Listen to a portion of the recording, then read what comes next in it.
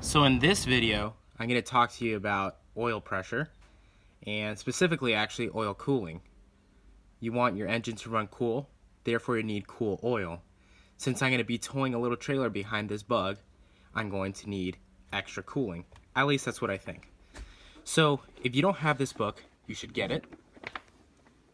How to Keep Your Volkswagen Alive. And this guy, he's not the biggest fan of an external oil cooler, but you know what? It doesn't hurt. So he does talk about it, and the way he says to do it is to maintain your original stock cooler. If you're gonna add an additional oil cooler, that one right there, you still must use your stock cooler. There's guys who remove this and just add an external oil cooler with an external fan. Supposedly, the stock oil cooler is the one that works best, and probably because the engineers at VW probably would have put an external oil cooler if they think they needed it. But if you're gonna do this, make sure you have the stock oil cooler and then have this add-on cooler thermostat controlled. Because if you live in a cold environment, you want your engine oil to warm up faster. And when it gets to operating temperature, then the thermostat, let's see if they have, I think right here, let's see, they don't have one here.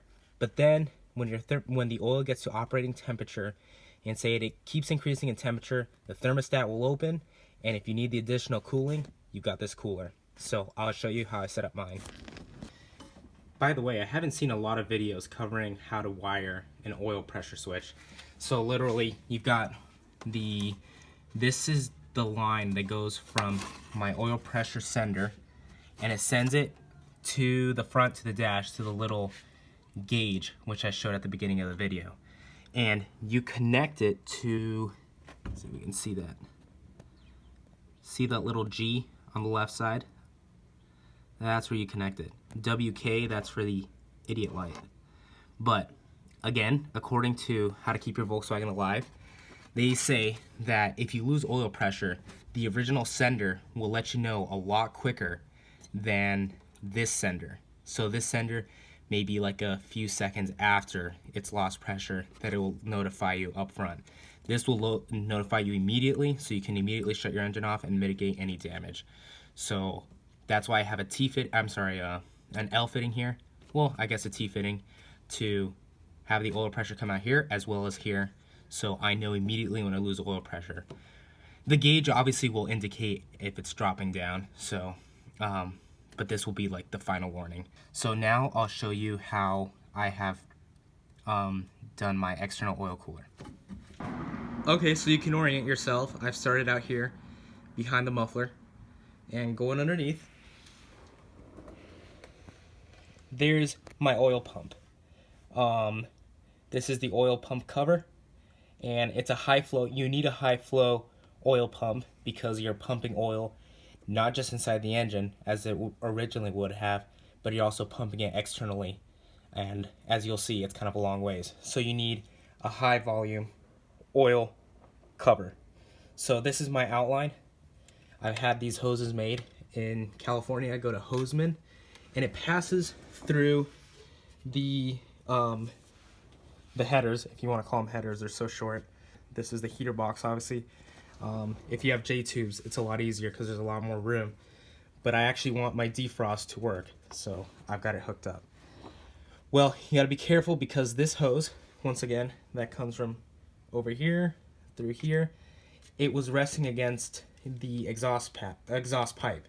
So it was actually starting to melt a hole in the hose. Thankfully, I only ran it like around the block, and it came back and it was already starting to melt it. And I was like, shit, I need to cover this up or protect it, because you burn a hole through this, you got oil escaping out of there, your engine's toast. So what I did is, at the same place where they made the hoses, they have this high temperature resistant fiberglass kind of wrap. So I wrap the hose in that, and then I have this piece of metal wrapped around that. And so this is just the other side. It doesn't have exhaust wrap on it. So the hose was actually resting on top of this, and this gets piping hot because it's the exhaust. So I put exhaust wrap on that, and therefore I can isolate the hose. As you can see, that hose is well isolated from any hot pipes. So from here, it goes up in here and through here, and it goes along the fender, and you can see I put clamps on it to keep it hugged up against the fender. I don't want that hose popping out and rubbing up against the tire. It's the last thing we want.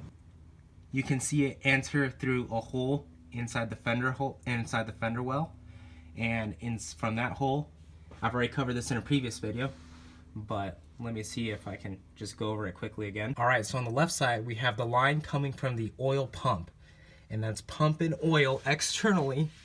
Let me stick a flashlight up in here to that fitting. That fitting is resting right above the transmission.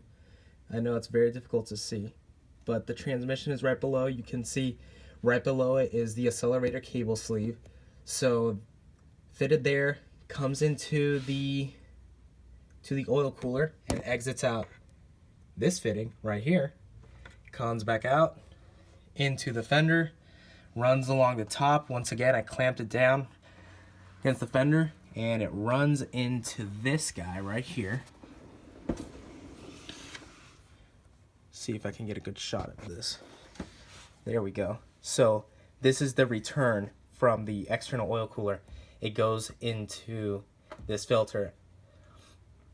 I think I might have mentioned before, I'm going to get a thermostat that screws between this bracket and the filter, and basically is sandwiched between the bracket and the filter. And what that thermostat does is when it gets to a certain temperature, it'll open up and it will allow for the flow of oil from the external oil cooler back into the engine. After being filtered out, it goes into this return line. Here, if you look closely, let me put some light on it. Alright, if you look closely, there's a 90-degree fitting. I needed to route it straight down, so that black hose routes straight down.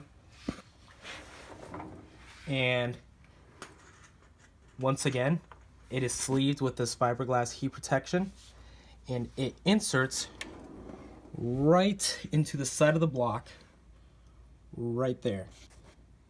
Let me put some light on that as well. So you can see I put another 90-degree fitting right there, and then screwed in the straight fitting. And this hose is slip-on, the black one. You just press it on and it shouldn't leak, but I don't want to take any chances, so I went ahead and hose clamped it as well. So aside from the oil cooling, I also made sure I had all my tins in place, and that includes the sled tins underneath. I'll show you those. They go along the bottom of the engine and they curl up behind. You can actually see if I stick the camera in there. They curl up behind. And basically what that does is, as the air is being blown down over the cylinders, it directs it along the bottom of the cylinders.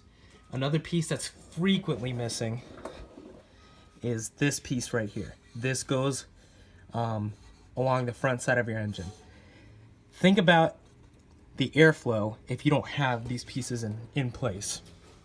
The air blows down across the cylinder heads. It's blowing straight down. It's blowing straight down in that direction. And what happens, this is what I read online. This is for physics people. I didn't quite understand it. I thought that if there's fast air moving down here from, it creates a difference in pressure. And basically, it sucks the air that's being blown down, it sucks it down and away, right? It sucks it down and away. But what I read is that it kind of creates a barrier. There's fast air rushing underneath the car as you're driving along. So the air that's cooling the heads is already warm because it's dissipating heat from the heads, and it's kind of being trapped right here because the air underneath is flowing so fast. So think of it as creating a barrier, and you've got hot air kind of sitting underneath your engine and not cooling properly. What this does, it directs the air back and down away to kind of join the stream of air coming from the front like this. So therefore pulling away the hot air. So I don't know how much of that is true. If VW put it in, they put it in for a reason. They're engineers. and most of us are not. And they had millions of dollars worth of research in the lab. Most of us have just our garages. Anyhow, I installed them, and I'm pretty sure it's running cooler. Of course, the external oil cooler worked. So there it is again. I've got a tow hitch here. I'm gonna be towing that trailer over there full of my stuff and some firewood. So I need something that, just in case the stock system should fail me, I've got that external oil cooler. So far, worked out great. Stay tuned for my road trip. It's about 1,800 miles, I believe. Stay in tuned. I'll let you guys know how it goes.